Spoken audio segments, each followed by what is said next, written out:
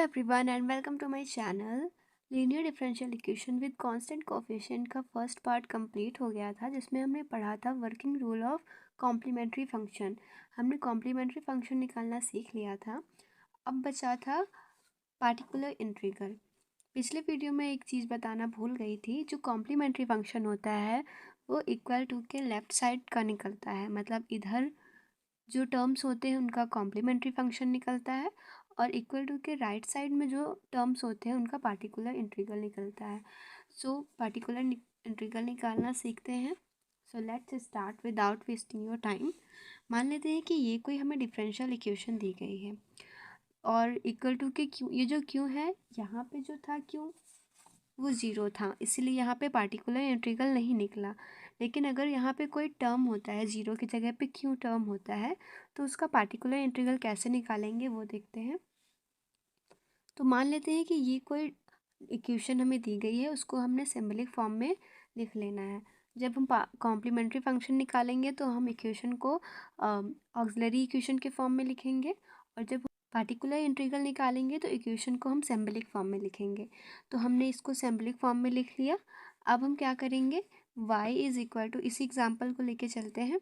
सबसे पहले y is equal to X square upon ये जो जितना भी d वाला टर्म है वो हम नीचे भेज देंगे, d+2। तो ये हो गया।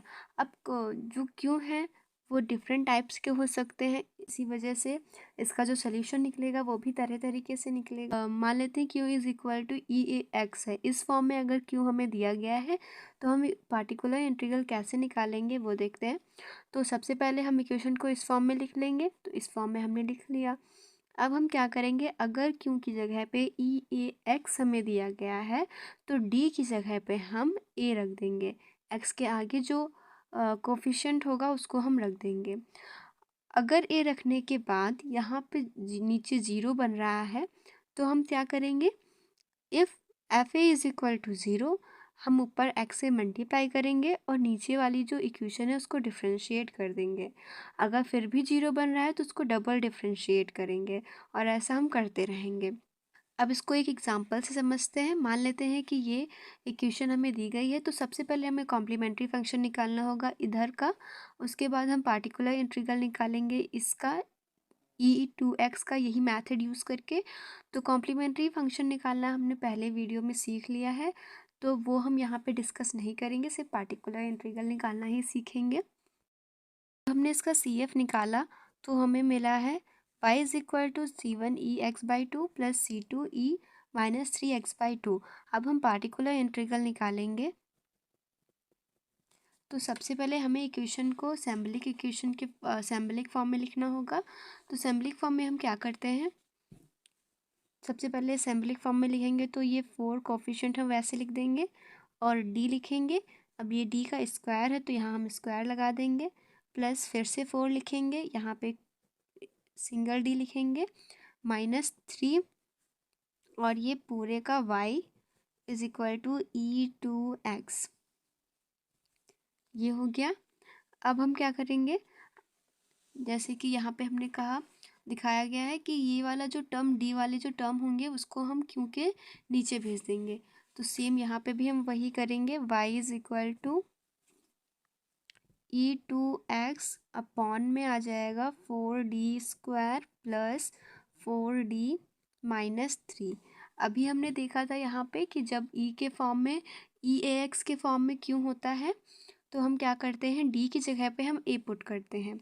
तो यहाँ पे भी e(ax) के फॉर्म में है, यहाँ पे a की वैल्यू 2 दी गई है, तो सबसे पहले हम इसमें 2 पुट करेंगे। तो y is equal to e2x upon 4, अब 2 2 ज़ा 4, 4 इंटू 4 ये हो जाएगा 16, प्लस और ये 2 2 4 ज़ा 8 -3। अब इसको हम सॉल्व करेंगे तो ज़ीरो नहीं आएगा, इसके लिए इसीलिए हम नेक्स्ट स्टेप, ये वाला स्टेप नहीं करेंगे। अगर यहाँ पे ज़ीरो आ जाता तो फिर हम ये वाला भी अगर F A is equal to zero आ जाता तो ऊपर यहाँ x से मल्टीप्लाई करते हैं और ये इस वाली इक्वेशन को हम डिफ्रेंशिएट कर देते हैं, और ऐसा तब तक करते जाते हैं जब तक हमको कोई नंबरिक फॉर्म ना मिल जाए, मतलब ज़ीरो के अलावा कोई नंबर्स ना मिल जाए।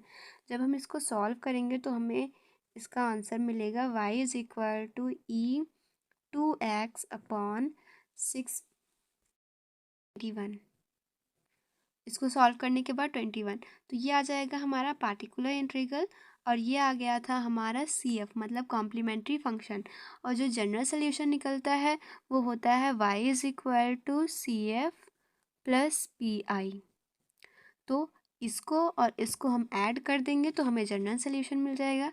यहाँ लिखेंगे general solution y is equal to, ये वाला पूरा लिखेंगे, C1 E x by 2 plus C2 E minus 3x by 2 plus E2x upon 21। और यही हो जाएगा इस इक्वेशन, डिफरेंशियल इक्वेशन का सल्यूशन। आई होप आपको वीडियो समझ में आ गई हो। अब हम नेक्स्ट वीडियो में ई की जगह पे अगर कोई ट्रिग्नोमेट्रिक फंक्शन हुआ या फिर एक्स का कोई फंक्शन हुआ, कोई अदर वेरिएबल्स हुए, ये सारे पार्टिकुलर इंटीग्रल निकालना सीखेंगे। अगर वीडियो हेल्पफुल थी then don't forget to subscribe my channel. मिलते हैं नेक्स्ट वीडियो में।